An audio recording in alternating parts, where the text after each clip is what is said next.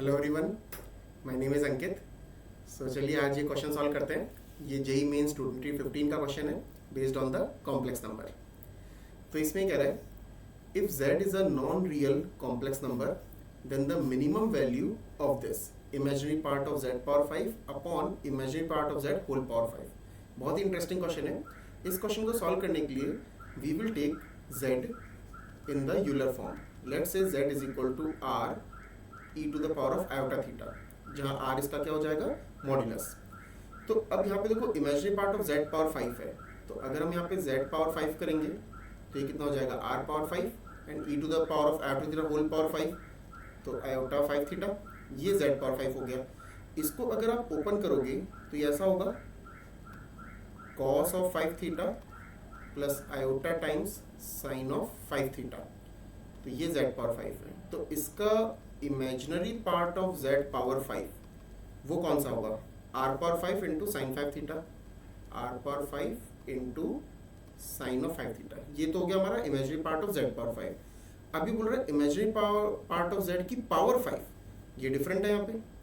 तो यहाँ पे अगर हम देखेंगे इसको, इमेजिनरी पार्ट ऑफ z कौन है, अगर z से देखें तो cos theta plus iota sine theta होगा वो, तो r साइन थीटा ओनली। तो इमेजिनरी पार्ट ऑफ z उसकी पूरी की पूरी पावर 5 कर देंगे, so that is r power 5 sign power 5 theta. तो ये दो चीज़ें हमारे पास आ चुकी हैं। तो अब हमें बेसिकली ये निकालना है imaginary part of z power 5 मतलब r power 5 into sine of 5 theta divided bye r power 5 and sign power 5 theta. इसकी मिनिमम वैल्यू निकालनी है। तो यहाँ पे आप देखोगे तो ये जो एक्सप्रेशन है ये तो कैंसिल आउट हो जाएगी, r power 5 and r power 5। तो बेसिकली हमारे पास बच रही है sine of 5 theta divided by sine power 5 theta. अब इस एक्सप्रेशन की मिनिमम वैल्यू हमें निकालनी जो हमें ऑप्शन दे रखे हैं। तो लेट्स डू दैट। तो देखो यहाँ पे हमें क्या करना पड़ेगा, ये जो साइन 5 थीटा है इसको एक्सपैंड करना पड़ेगा। जैसे हमें साइन 2 थीटा का फॉर्मूला पता होता है, साइन 3 थीटा का पता होता है, तो साइन 5 थीटा को एक्सपैंड करना होगा और साइन पावर 5 से उसको डिवाइड करके एक एक्सप्रेशन बना लेंगे। Let's do that. तो अब देखो साइन 5 थीटा को हम कैसे लिख सकते हैं, इसको लिख सकते हैं sine of 2 theta plus 3 theta. Sine of a plus B का फॉर्मूला लगाओ, तो sine A cos B plus cos A and sine B, पूरा साइन की टर्म्स में से कन्वर्ट करेंगे। साइन 2 थीटा को लिखेंगे 2 साइन थीटा कॉस थीटा, और कॉस थीटा को लिख सकते हैं 4 cos cube theta minus 3 cos theta. इसी तरह से कॉस 2 थीटा को लिखेंगे 1 माइनस इसको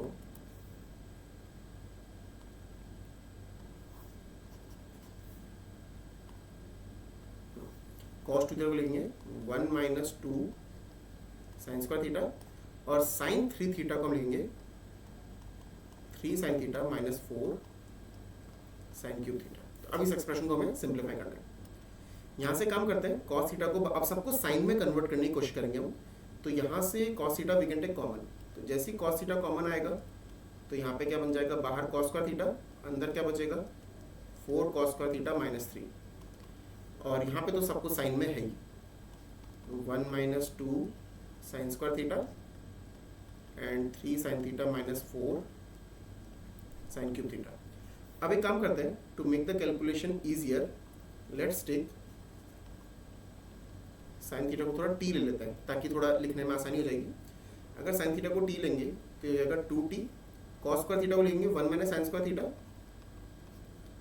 देन ये भी लिखेंगे 1 माइनस साइन स्क्वायर थीटा, तो 4 माइनस 4t स्क्वायर हो जाएगा, क्योंकि 1 माइनस टी स्क्वायर लिखेंगे तो 4 into 1 minus T square, 4 minus 4t square minus 3 plus 1 minus 2t square and 3t minus 4t cube. Now let's multiply this. अब पहले इन दोनों bracket को मल्टीप्लाई कर लेते हैं, तो ये हो जाएगा 2t माइनस 2t क्यूब, यहाँ ब्रैकेट में 4 माइनस 3 1 हो जाएगा, तो 1 माइनस 4t स्क्वायर, एंड इसको जब मल्टीप्लाई करेंगे तो we will be getting 3t minus 4t cube, पहले 1 को मल्टीप्लाई कर लिया और अब इस माइनस 2t स्क्वायर को मल्टीप्लाई करो तो माइनस 6t क्यूब, और ये इससे मल्टीप्लाई होगा, this will get multiply with this, तो minus 2 into minus 4 will come plus 8t power 5। अब इस ब्रैकेट को मल्टीप्लाई कर लेते हैं, तो 2t into 1 2t minus 2t cube, फिर 2t into minus 4t square, तो ये हो जाएगा माइनस 8t क्यूब, और ये हो जाएगा plus 2 into 4 8t power 5। Then we will be getting plus 3t, ये minus 4 minus 6 minus 10t cube हो जाएगा प्लस 8t पावर 5। थोड़ा अगर इसे और सिंप्लीफाई करें तो अब देखें कौन कौन सी टर्म सेम आ रही है। 8t पावर 5 8t पावर 5, तो ये हो गया 16t पावर 5। फिर अगर क्यूब में देखें तो दिस इज 8 9 10 और 10 20 माइनस 20t क्यूब, एंड उसके बाद बनेगा हमारे पास 3t और 2t, तो हो जाएगा 5t। तो ये पूरी एक्सप्रेशन आ रही है हमारे पास न्यूमरेटर में, तो लिखेंगे 16t power 5 minus 20t cube plus 5t, तो हम लिख सकते हैं therefore 16t power 5 minus 20t cube plus 5t। और हमारी एक्सप्रेशन क्या थी, साइन